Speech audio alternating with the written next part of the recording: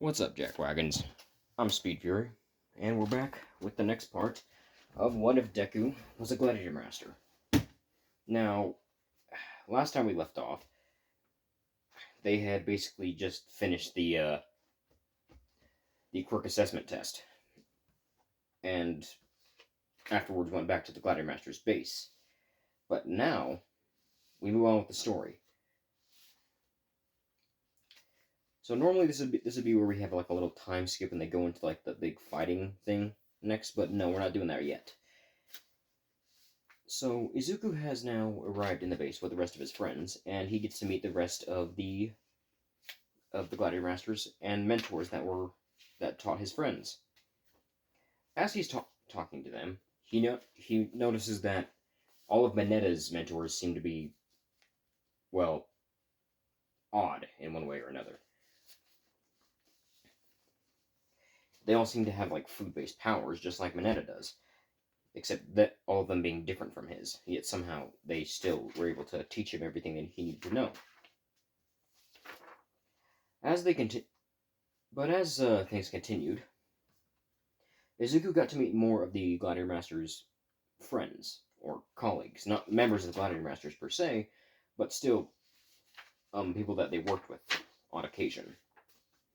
One of these people, or a few of these people, were known as the Frigid Demons. Now, the Frigid Demons were widely known to be very non-social with any other species besides their own. They choose to mind their own business and keep to themselves, not really interacting with the other species. The three Frigid Demons they met were the Queen of the Frigid Demons by the name of... What did I name this character? I forgot. Oh yeah. Were Snowfall, who oddly bared a striking resemblance to Crossfrost. Chill, who bared an odd resemblance to Sugar Rush. And Mary, who, unlike the other Frigid Demons in her species, didn't look like anybody they knew. Now, under normal circumstances, this would be like a normal thing. But it turns out that Mary was actually a stranger Frigid Demon, one that didn't... Frigid Demon's whole purpose is that they take on the appearance of somebody else. And Mary didn't take on the appearance of anybody else but her own unique self, which was, above all things, confusing. Izuku and several other Gladiator Masters got to know the new Gladiator Masters, not the older ones. Got to know some of the other Frigid Demons. Izuku especially took more of a liking to the Frigid Demon that looked like Telekineta. Although she seemed a bit more calm than what Telka was, which kind of threw him off a little bit. But meanwhile, at another place in Tokyo, stood a group, or not Tokyo, in Japan, were a group of villains who were plotting something. A man with a decay quirk, a smoky, misty creature or villain, along with a mindless beast of some kind. But there was a fourth person who was sitting in the corner, watching the beast, with a rather questioning gaze.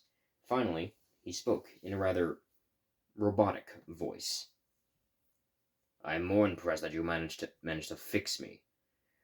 It's been years since I've actually been out in the field trying to complete my mission. Yet a mere human like you who has no idea what power to be figured out how to fix me. Now I can finally continue my purpose of bringing peace to humanity," said the being. The being seemed to have 3 jointed legs and carried around a double-ended scythe. It also had a long tail that had another scythe on the end of it. It had 2 long horns sticking from the sides of its head and 1 smaller one on the back. It also had red glowing eyes, and upon closer inspection, it was most obvious that he was a robot, not a human. This robot, however, was very well versed in speech, and seemed to have a menacing aura around him.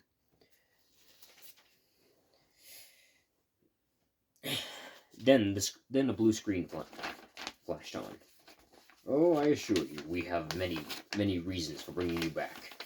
We need your help with many things. The robot then turned to the screen, not really as intimidated as not even intimidated, unlike everybody else in the room. You realize that once I'm done helping you, you may be the next ones on my list, correct? Bringing peace to humanity means that the only way to bring peace to humanity is by killing all humans. Only then are humans truly at peace. It said. The person that was on the other side of the screen, who no one could see, chuckled. I like your style. But if you help us with this, then how about you save us for last? And we will gladly accept your peace, said the man. Of course, the robot could sense that he was lying, and for some reason thought it amusing that this mere human could actually beat him. The only person who had managed to beat him was around about 150 years ago when he was defeated. And according to what he'd found out about now, he's still around and still just as strong as ever. I don't care who I have to kill, and I will decide when I kill you, said the creature. Why are we even working with this guy? said the man with the hands on his body. He's obviously unhinged. Why did we even repair him? That's rich coming from you, man-child, said the robot. You're more unhinged than I am.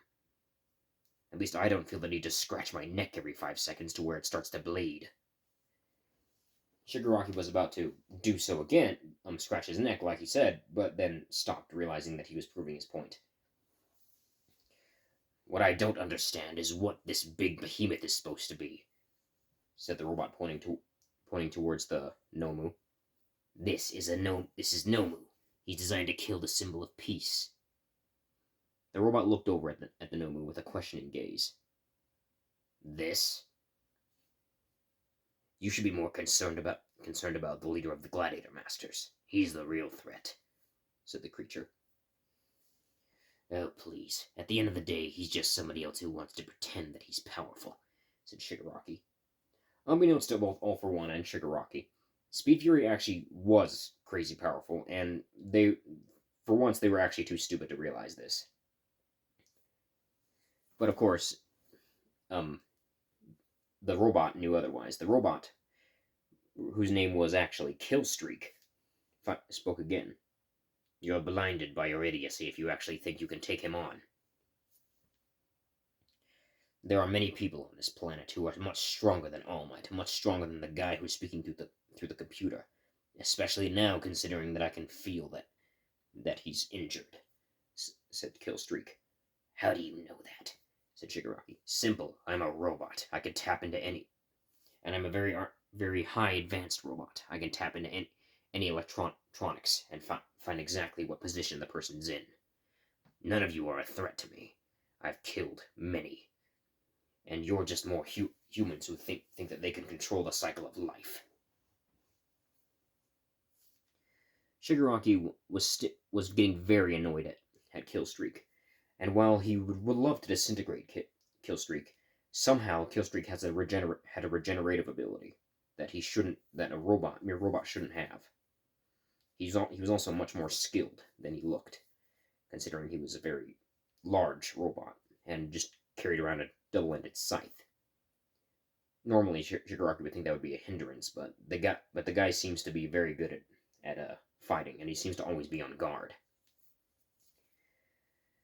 Soon, we'll be taking down the symbol of peace, and we'll throw this world into chaos, said Shigaraki.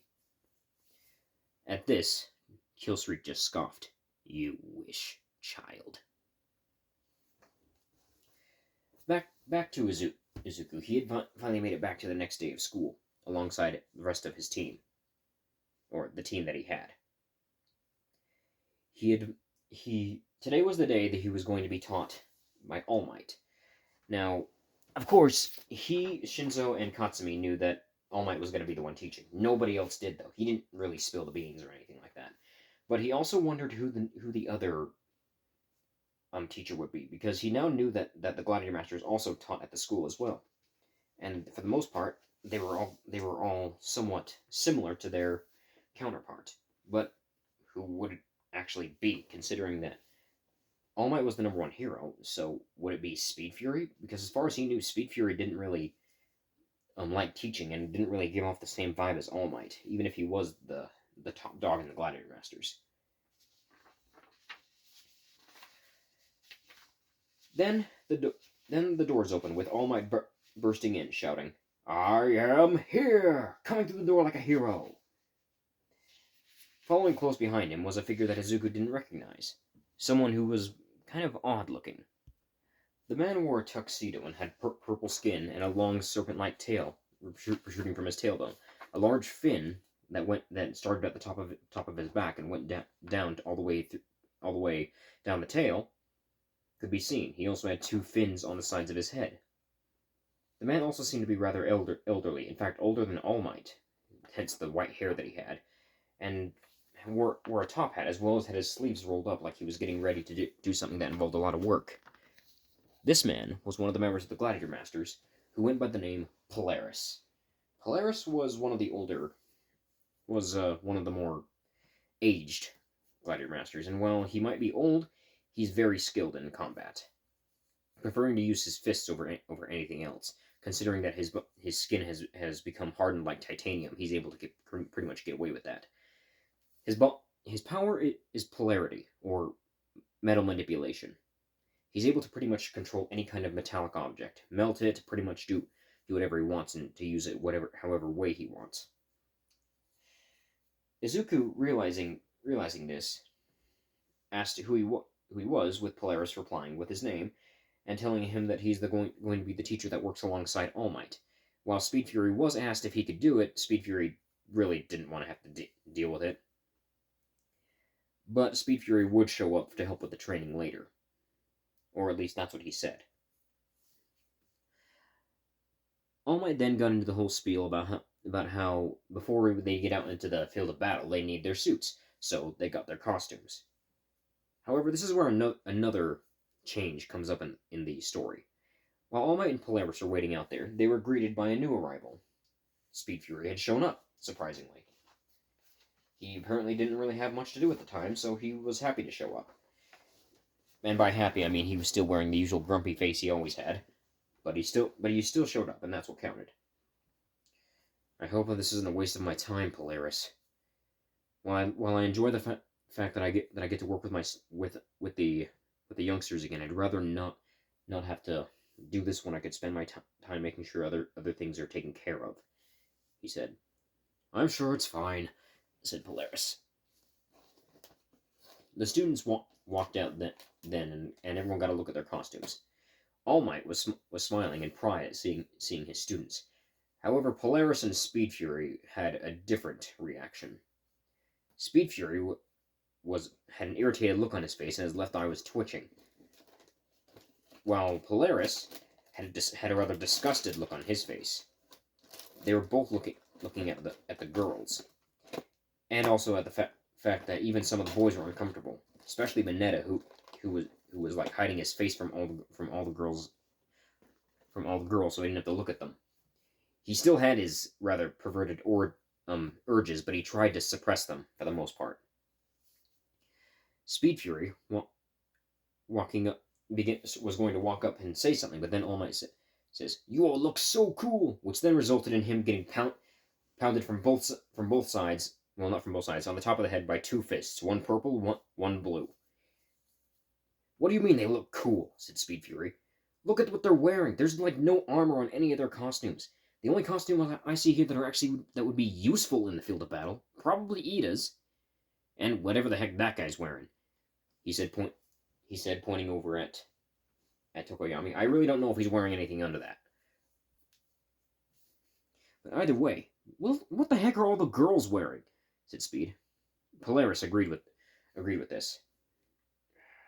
"It sickens me to know that nowadays a hero is portrayed in such a way. Do any of you not know what it means to keep your own bodies safe? I don't even want to ask why young Yaoyorozu is wearing that," said Polaris, gesturing to what Yajiros was wearing. Speed Fury said, and don't even get me started on the heels. Why are you guys wearing heels? That's like the biggest way to limit what you can do. Especially for Suyu, considering she's supposed to be a jumper. Heels hinder that a lot, he said, looking at her. And then they both looked at Jiro. And you're just wearing casual clothing, said Speed Fury. If you're going into the field of battle, do you honestly think that wearing casual clothing with just 2 speakers on your legs is going to help any? Said Speed Fury. Of course, this was a rhetorical question, and Jiro knew this. And then they got around to the guys. And obviously, some of you are too reliant on your quirks or powers.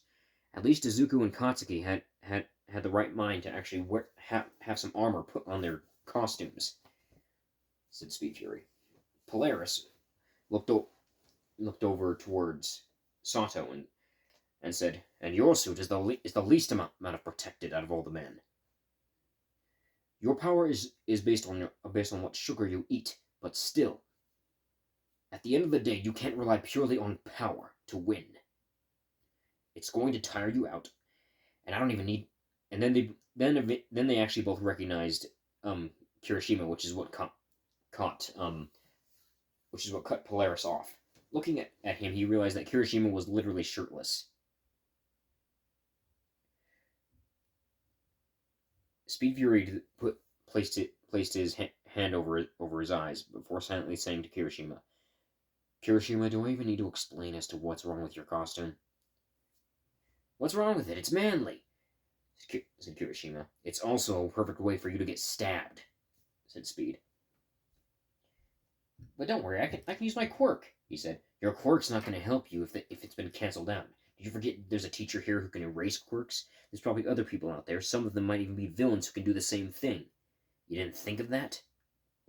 I know you guys have Omniforce powers now, but you can't make your costume solely for presentation.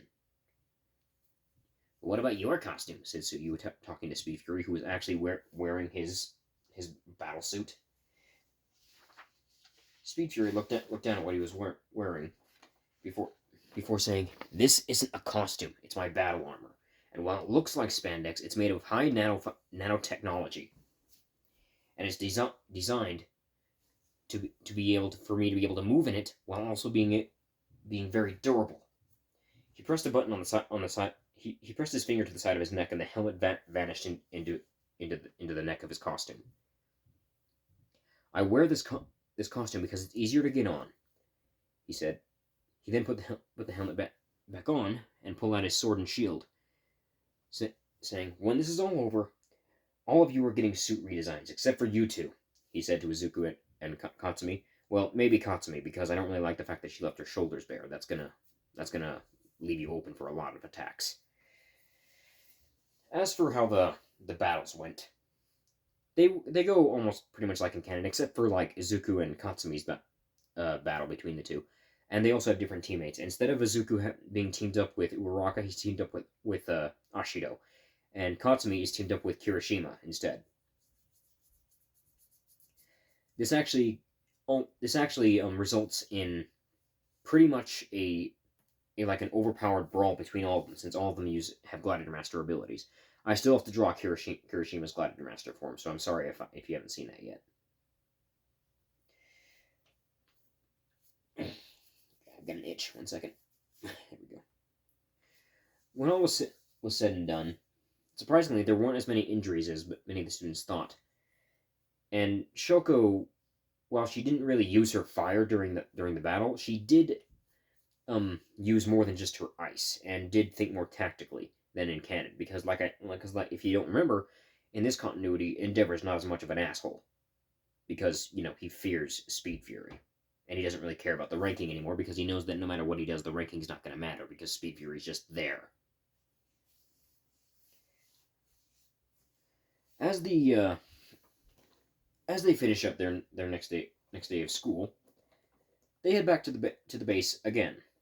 Now, while it's normal for the Gladiator Masters to want to hang out at the base often, Speed Fury worried that Izuku and the rest of the kids weren't spending enough time with their families, Which then Izuku said, I could say the same about you guys. You guys don't spend the time with your families, he said. Most of the Gladiator Masters just kind of stared at him before Speed Fury said, You realize that we've been around for centuries, right? Said Speed Fury. I'm pretty sure we told you that, actually. Izuku nodded, but didn't really understand what they were getting at. Before Speed Fury then put his hand over his face and dragged it down before saying, "It means that we outlived all of our family members," said Speed. Izuku froze at this, realizing that none of them had any family left alive on the planet. What? Said Izuku. Long story short, when you become a Gladiator Master, you stop aging. So in other words, eventually you're going to have to say goodbye to your family, said Speed Fury. But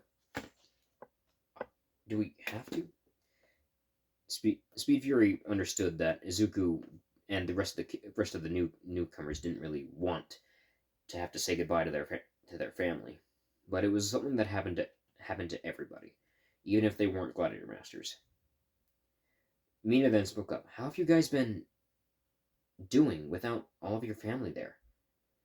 It took some time to get used to, said Speed Fury. Basically, I knew that eventually the time was going to come that I would lose my family, but I've never really been much of an emotional person. Like, not sad emotion, at least. Most of my emotion goes kind of to my boredom and everything else, said Speed Fury. As for the rest of us, well, I can't really say the same for them. It was hard on them. Harder than it was on me. But I have a job to do. And yeah, it's sad that I don't get to see my family anymore, but at least I've still got, my grandpa, whose spirit can visit me every now and then. Izuku then arched an eyebrow. He's like, your grandpa's spirit? Then a giant being appeared behind him, covered in a golden light with feathered wings, a horn protruding from the helmet he wore, and a long tail that was obviously from a horse. Most of the newcomers jumped at his appearance, and Speed Fury and two girls behind from that were sitting on the couch a ways off snickered. One of them saying that she remembers fondly when that always happened, and she jumped whenever she saw him. The man then bent down to look at the new Gladiator Masters and simply said, I see that you're the new recruits that my grandson has chosen, he said. Speed Fury then looked up at him with a deadpan look in his eye and said, Do you really have to jump scare everybody whenever you show up, Gramps? He said. No, it's not really my choice to jump scare them, they just happen to be jump scared, said the man. My name is Omnizade. I was the last of the Omni Giants. Well, before I sacrificed myself for the sake of humanity. The only full-blooded Omni Giant that's still alive today is my son and Speed Fury's father, he said, gesturing to Speed Fury. Wait, your dad's still alive? Said Izuku. He is, but he tends to keep to himself for the most part. For a while, he wasn't exactly welcomed around places. Being the Omni Giant of Death doesn't exactly make people not scared of you. For the most part, people assume that he causes death, but no, he just is responsible for guiding spirits to the afterlife when they do die. It's tough for him to explain to people, he said. Oh, said Izuku. But anyway, they talked for the rest of the night. Speed Fury saying that whether they like it or not, they are going to have to say goodbye to their family one day. Even if they didn't have powers, this would happen. And it was just something that they needed to be ready for when it did happen. The next day, the students had gone to the to UA. If you don't know why I'm stuttering so much, I have a hard time telling stories and talking to people. I do it a lot, so you'll have to get used to it. If you don't like it, well, that's basically you saying you don't like me, so blame the autism. But if you do that, I'll say that you're also ableist. Anyway, Aizawa walked in the room, followed by Onyx. Onyx, who was now wearing a suit of armor that also looked kind of like a trench coat. Onyx was wearing his usual Gladiator Master armor, as he figured it was more appropriate for him to be in his armor for these kind of things. Let me just grab these. Here's his armor. He looked around, kind of realizing that some of the students were staring at him, and before saying, "Yeah, this is my armor," he said. One of the students spoke up, saying he looked kind of villainous. And Onyx said, "Yeah, I know. But then again, Speed Fury's face looks villainous, so..." Speed Fury, who was still on the base, sneezed randomly. Rainbow Shock asking what was going on, him simply replying with, "Someone's probably talking about how my face looks like a villain again." He was used to it by this point. Aizawa spoke up and said, "You need to pick your class representative this time." And while in the normal continuity, people would be arguing over who gets it, in this one, it goes different, because everyone knows that Izuku was supposed to be their leader when push came to shove. And so they all just immediately said it should be Izuku. And none of the other people who didn't have the Omniforce powers just kind of agreed. They didn't really want to disagree with the people who clearly had been trained by the strongest heroes. So Izuku was given the position, even though he really didn't want it. He knew he was going to have to take up the mantle of being a leader at some point. It was then at this point where they had gone to eat lunch, with of course Izuku still being extremely excited at the fact that he got to meet Lunch Rush, and Lunch Rush also saying that he was honored to be able to house some of the Gladiator Masters in the lunchroom. Lunch Rush then would go back and make more food for everyone, as per usual. And this is about the time where they find out that Ida's brother is Ingenium. But instead of things are a bit different with Ida this time around. Because of the fact that he was also trained by Exhaust from the Gladiator Masters, he's got a bit more of a different personality. He's not as stiff as he is in the actual continuity, but he is still serious about being a hero. It's at this point that where the alarms go off, because Shigaraki's broken in and everything, and everyone starts going nuts. And of course, under normal circumstances, everybody would have freaked out, but this time, most of the other Gladiator Master students thought ahead, especially Izuku with his psychokinesis powers, and pretty much just made everybody fall into line and say, "Calm down, we're supposed to be heroes. We can't be just running around causing a panic. This will only make things worse." But as they all began walking, Izuku noticed a figure in the hallway of part of one of the halls that he was going by.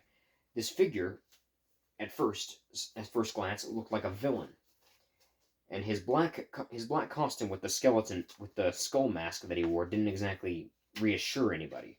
There were quite a few people who had actually seen him, and immediately jumped at the sight, but they were immediately calmed when they realized that there was also somebody else in that hallway who was talking to him. This person was Aizawa. He said something to the man in the skeleton costume before the man rushed off.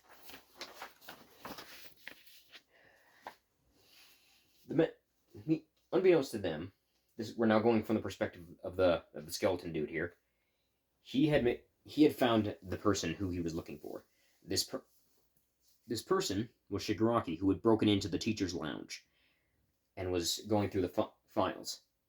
"Hold it right there," said the man. Shigaraki turned towards him and got ready to fight, only to be shocked when the guy rushed out for... One second. Okay, sorry about that. I had to go help my dad with something. Anyway, so after the man found Shigaraki, he tried to attack him right off the bat, trying to stop him from taking what he shouldn't have. Shigaraki, of course, tried to attack back, but he was surprisingly fast. And also, unbeknownst to Shigaraki, this man had no quirk. In fact, he was actually a regular human who Speed Fury knew personally. He'd known him since he first started his jobs. This person was known as Fracture, the mercenary with a moral code. This mercenary was, let's just say, known for taking jobs where it required him to take down people who have done wrong. And if somebody were to ask him to do something else, he wouldn't exactly take that too well. He doesn't like it when people lie to him about his targets. He's pretty much just against killing innocent people. And why is he around still after centuries? Well, he was put in stasis because he still wanted to help the Gladiator Masters, even if it meant not being able to see his family again. Yeah, that's a big thing too. But Fractured had almost stopped Shigaraki. In fact, he almost killed him on multiple occasions, trying to slice off his hands and even his head at some points. Shigaraki did manage to escape, however, which ticked off Fracture a little bit. But he also informed everybody, that all the teachers, that they should need to keep on guard because the villain had taken a schedule, meaning he knew where they were going to be at all times. And while in normal circumstances this would have caused the USJ trip to be canceled, Aizawa decided not to cancel it because, once again, they had the help of the Gladiator Masters, and Speed Fury would be at the USJ with them. Anyway, skipping ahead to the USJ, when they all get ready to go, not only are Aizawa, All Might, and 13 there. Yes, All Might's here this time because remember, he was healed by Speed Fury. But the Speed Fury, Onyx, and Polaris are also there, with 13, of course, waiting over at the USJ, along with another member of the Gladiator Masters. When they get there, they see 13. Uraraka goes nuts because it's her favorite hero. But then she gets more shocked when she realizes who the other Gladiator Master member is. It's her mentor, Stardust. And, one second, there's a cat on me. I gotta put her down for a minute so I can grab that paper. Hey, wash the claws. Give me a second. Anyway, and her mentor and 13 go on to tell everybody that while their quirks are powerful, they need to remember that they can also kill. So they need to make sure to be careful where they use them and to not harm civilians. Uraraka listens very intently, so does everybody else. But Izuku notices that there is a swirling vortex in the middle of the USJ, and immediately notifies everybody. However, before they could, All Might rushed down to intercept what was intercepted by the Nomu. The Nomu and All Might were pretty evenly matched this time around. And while All Might could hold his own against it, Shigaraki decided that we might not be able to beat this guy, so we'll kill the students instead, and has Kurogiri warp all the students around the USJ, and of course, not really on purpose, ends up warping Izuku to where Killstreak is, along with a few of other Gladiator Masters. Killstreak notices them and scoffs before saying, "So they're still recruiting new members, are they?" Izuku, looking at this man, didn't really understand who this was before Killstreak said, I'm an old enemy of the Gladiator Masters. They defeated me once, but I won't allow it again," he said before rushing at Izuku with a scythe. Izuku pulled out his flame sword to counter, and realized that Killstreak was a lot faster than he seemed, and he was really powerful. Imagine for the most part, everything else playing out exactly the same, except All Might doesn't get too injured during the fight, but somebody does get pretty injured. This somebody happened to be Eraserhead, who tried to stop the quirk, only to have his arm disintegrated by Shigaraki. And then he stopped the quirk of the Nomu, but then he got his arm disintegrated by Shigaraki, and right as Shigaraki's about to disintegrate him fully, a red tentacle lashes out, grabs Shigaraki, and throws him, like, fast and hard. Like there was no mercy behind this throw at all. Oh, what was that? I just stepped on something. Oh, never mind, it's not important. Anyway, Shigaraki looks over after, well, actually, he's kind of been knocked down. But Nomu, realizing what happened, then rushed to go and help Shigaraki. But then Nomu was grabbed by another red tentacle and was yanked towards something. And while Izuku had never met this person, well, not exactly, he noticed that that red tentacle seemed very familiar. He'd been told stories about the person who wielded that power. Been told that he's not somebody that any villain would survive against if they went up against him. That he was pretty much what is essentially a monster of pure rage. The red tentacles were coming from one sole individual, somebody who was the same height as Speed Fury, who also had a very similar appearance to him.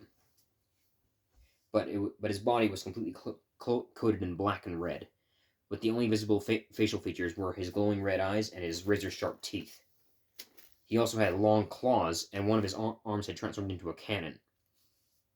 His feet also had claws on them. And then he spoke, having a voice that sounded like a distorted version of Speed Fury. You would come here just to harm children, just to get at All Might. You make me sick. This creature was known as Dark Rift, and he was Speed Fury's twin brother. Fraternal, but still twin brother nonetheless. And Dark Rift was always in a bad mood. But he was pissed this time. Dark Rift has a thing against people who actively harm children. And without any mercy, he rushed at the Nomu, slashing with his claws, blasting pieces off of it with his cannon, and piercing it with his tentacles. In the body. Stop thinking dirty. His tentacles are basically like whips. He began pretty much beating the heck out of this thing. And then that's when Killstreak showed up, which shocked all of the other Gladiator Masters. Speed Fury especially. I thought I got rid of you. Didn't I blow you up? Said Speed Fury. You blew up my arm. That doesn't mean you blew me up. Said Killstreak. Which then resulted in them clashing, with Speed Fury doing something that none of the other newer Gladiator Masters had seen him do. While they were fighting, Speed Fury had pulled out something they'd never seen. He thrust his hands to his sides while his legs were spread, kind of in like a T-pose formation, but with his hands out. I mean, with his legs like parted. Two golden gauntlets appeared in his hands, and then armor began to cover his body. He also summoned a scythe that had a similar gold look to it. This new appearance had his entire visage glowing in golden and blue light. Zuko, not knowing what this is, was in utter shock, but Onyx spoke up. You like it? That form is called Golden Master. While he's in that form, he's pretty much invincible, as long as he's wearing those gauntlets. He also is really strong. He doesn't really need that scythe, but he definitely likes using it for that form. Speed Fury and Killstreak clashed multiple occasions with their scythes. Speed Fury having the advantage because of his whole centuries of experience thing. Eventually, both Killstreak and the Nomu were sent flying by All Might and Speed Fury, respectively, out of the USJ and into the clouds. And unlike Nomu, Killstreak actually activated his thrusters and managed to get away, flying away, like he always did. Speed Fury was irritated now. Well, now that he's back, we're gonna have a lot more trouble.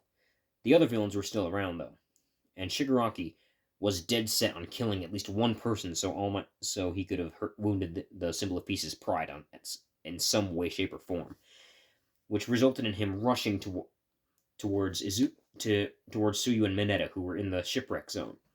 However, his fist was caught by a clawed hand, but this hand didn't belong to Dark Rift, and even Speed Fury and the other Gladiator Masters were shocked at who had saved Midoriya.